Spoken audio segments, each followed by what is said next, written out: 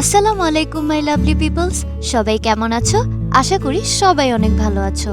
16ই ডিসেম্বরকে কেন্দ্র করে আজকের ভিডিওটি তোমাদের জন্য নিয়ে এসেছি। আজকের ছবিটির বিষয়বস্তু মূলত বিজয় উল্লাসের উপর। তাহলে চলো দেরি না করে শুরু করা যাক।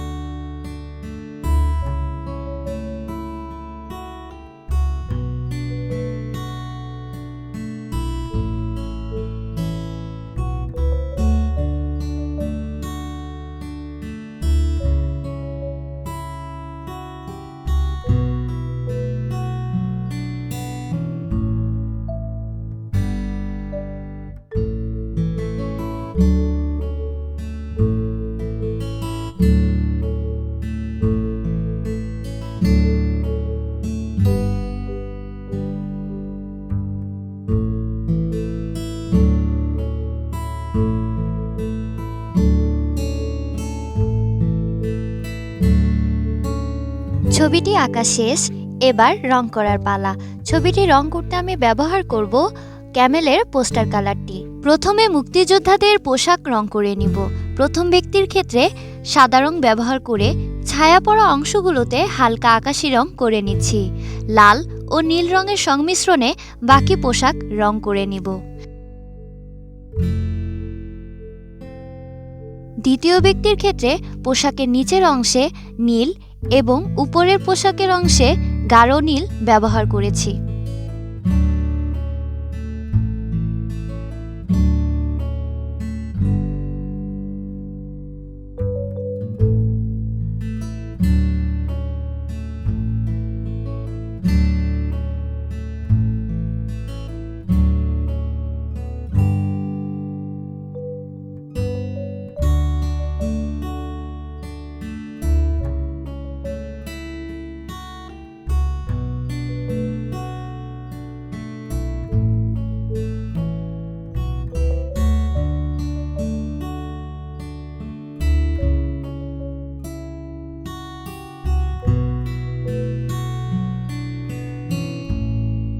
ছবিটির নিচের অংশে সবুজ, হলুদ এবং হালকা সবুজ রং ব্যবহার করে নিতে হবে। ভিডিওতে আমি যেভাবে রঙগুলো নিয়ে কাজ করেছি ঠিক সেভাবে তোমরাও নিচের সবুজ ছায়া পটটি এঁকে নিতে পারো।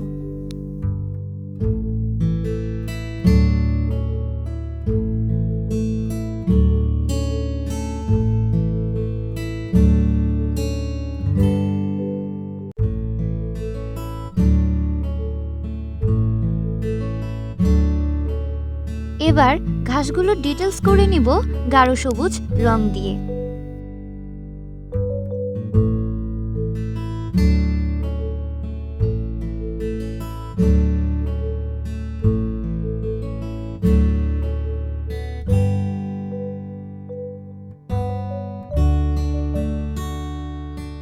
পেছনের শস্য ক্ষেতের অংশটি হালকা হলুদের মাধ্যমে রং করে নিব।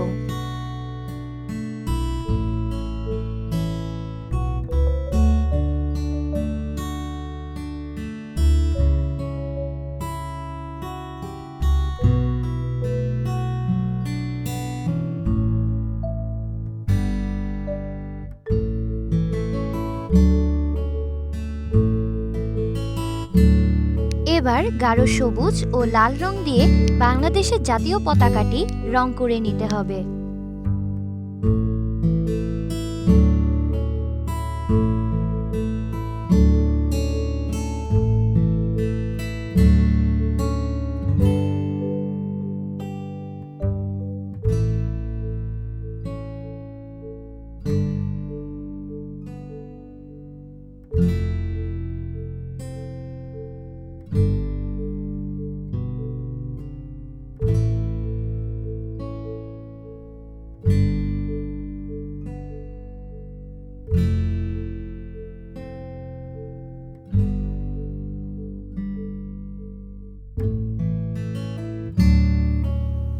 বিজয়ের নতুন রক্তরাঙা সূর্যটি রং করতে লাল, কমলা ও হলুদ রঙের ব্যবহার করে নিব।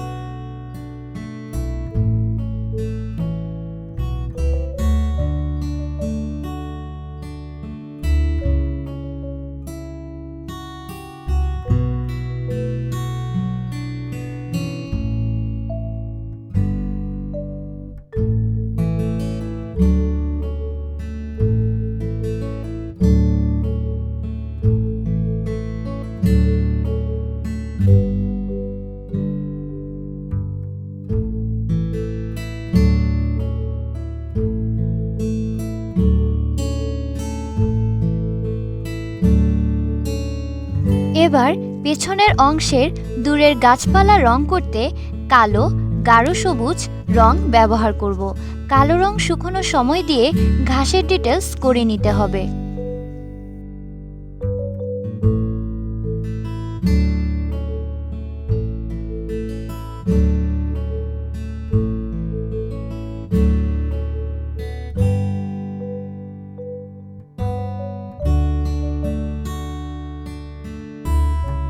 যেহেতু শস্য ক্ষেতের একটি প্রতিচ্ছবি আঁকার চেষ্টা করেছি, তাই কালো রঙের সাহায্যে ক্ষেতের আইল কিংবা ডিভিশনগুলো এঁকে নিচ্ছি।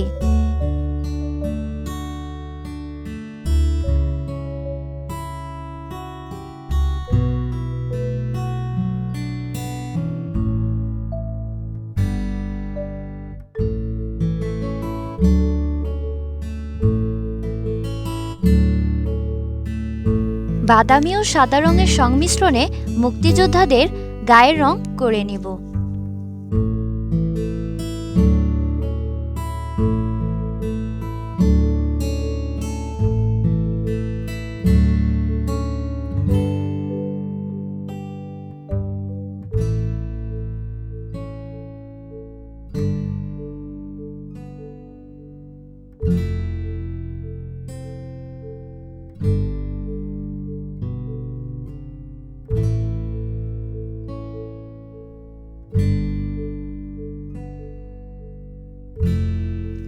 কালো রঙের সাহায্যে চুলগুলো রং করে নিচ্ছি।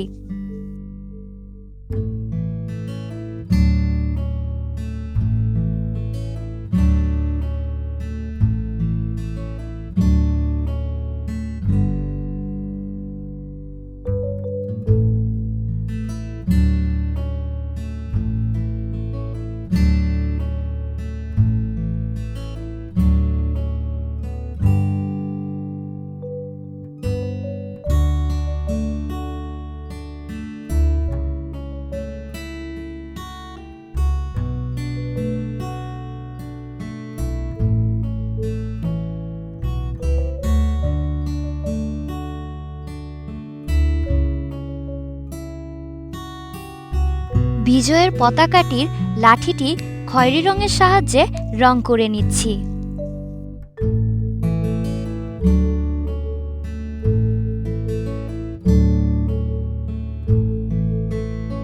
মুক্তিযোদ্ধার পিঠে ঝোলানো অস্ত্রটি খয়েরি রঙের সাহায্যে রং করে নিব।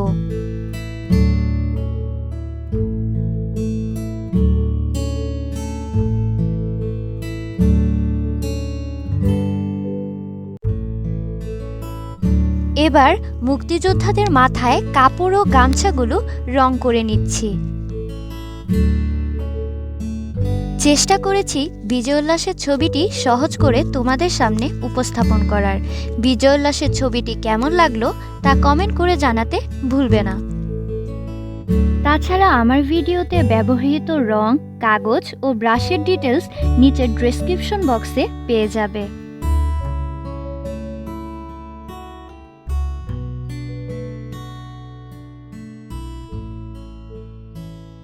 Subscribe please. Thanks for watching.